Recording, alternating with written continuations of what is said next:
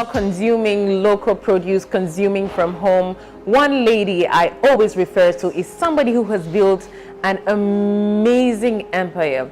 Now, Cameroonian ladies, we love Anyanga, we love our show, we love looking glamorous. When you think about the Belle Rondelle, when you think about the Jolie Pebe, those are names of the things she has in her studio. And we have the honors of being received by Dr. Kate Kume of R&B Eyebrow. Thank you for having the Miss B Show. It's my pleasure.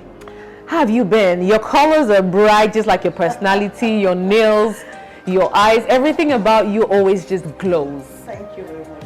Thank you. How do you do it? When I look at a lady your age, I'm thinking I want to be like that. I look at ladies who are older than me. Yeah. They inspire me, and I feel like I want to be like them. And that way I can keep up and keep myself younger. To say you're inspired by other ladies now kind of draws my attention to a specific thing, cosmetics. Why cosmetics? I have loved cosmetics. I've loved beauty since I was a little girl.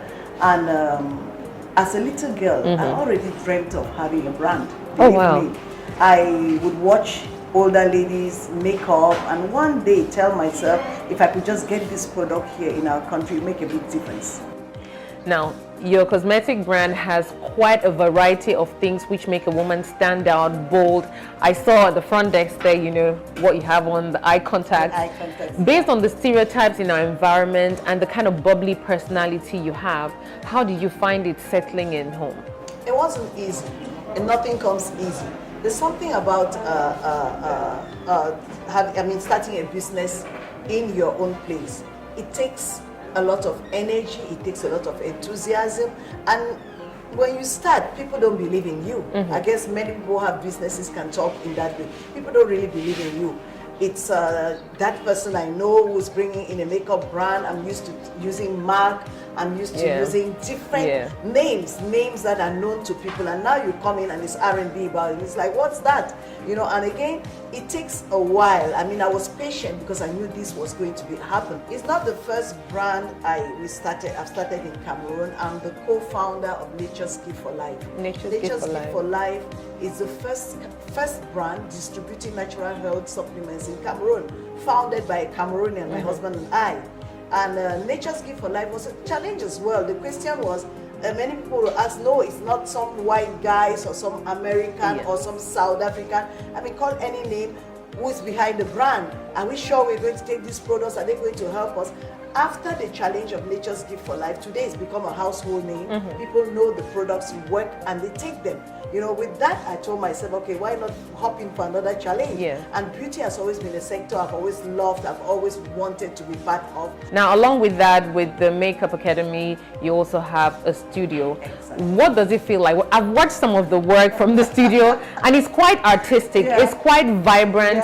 But with all those colors and all the energy you put in, there's always a touch of our African culture, our Cameroonian culture.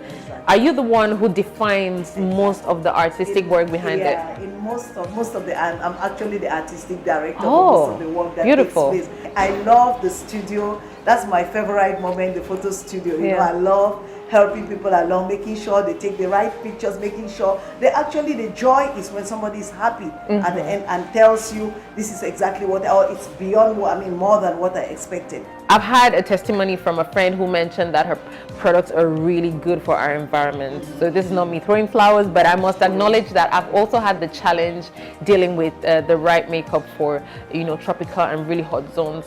What are the added values of the R&B byproducts? When we started the brand, I mean, we tried to pick a name, and it was important for me to pick a name that could basically tell you a lot about the products. R&B means reveal my beauty. Reveal my beauty. Yes, Ranwa Bell, R&B. But Ibao is it's in the Babugo language.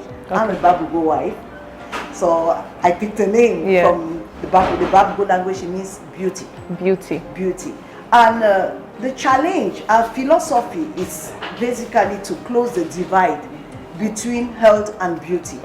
You know, when you think about beauty, people want to paint, do the face, and look glamorous on the outside. Are they healthy on the inside? Like I said, we started off, my background, and I'm an integrative medical doctor.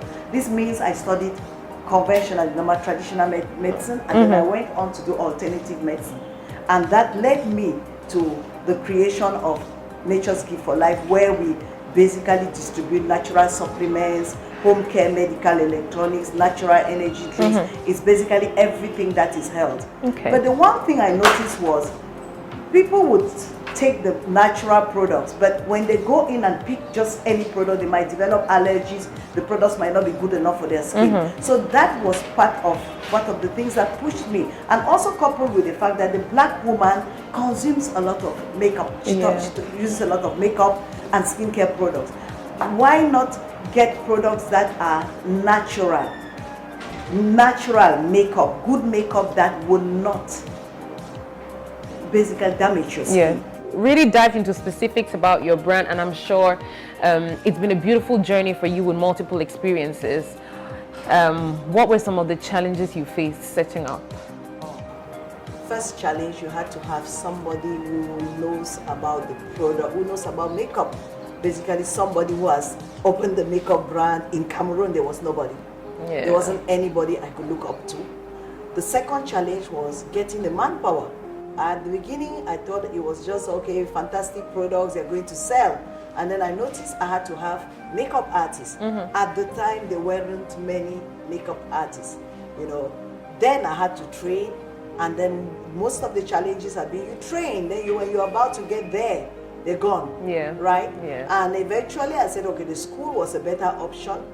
Get people come to the school, so one way or the other, while they're in school, they're learning, and if they do leave, they might decide to join the company. But the biggest challenge was manpower. The third challenge was getting people to know your brand. You know, we did everything. We tried to get celebrities, try out the products.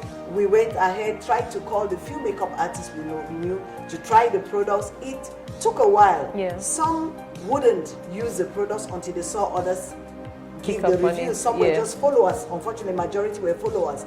And unfortunately, Cameroon, unlike many countries, go to a country like Nigeria, when it's a Nigerian brand, they use it. There's nothing about it's a home brand. Instead, the fact that it's a home brand, it's what encourages people to use it.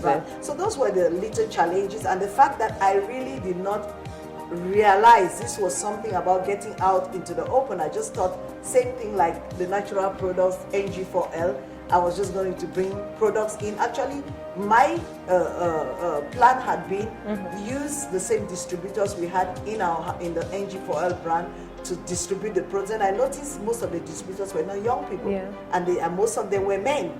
And now it will not work for these products. These products, and so I had to change. You know, you're very dynamic. You attend events, you support people, and when any young person comes towards you, you know, you're very welcoming. How have you been able to manage that? Don't you find it a bit difficult, considering most of the people you interact with have the opposite way of functioning? That's me. I am a very simple person. I grew up in a family that taught you humility. By being with people, or by being with people, it makes you a greater person. I really don't know how to not be that way. You know, if I get into a salon, everybody knows me in the salon. I feel good. I love people. So it's when you achieve, it's important to share with the younger generation. Because think about it, when you're gone one day, you have to leave a legacy. What kind of legacy do you want to leave? You would love people to have. When somebody did get something from you, it stays on in life. For a lifetime. And that's why I interact. I feel good about sharing. I feel good about supporting other people. It's part of me, and I just love it. It's a difficult question because we have so many challenges.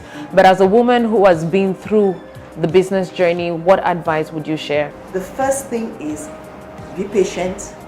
Go learn about it. If you want to create a makeup brand, go in, study everything there is to study about the makeup brand. Find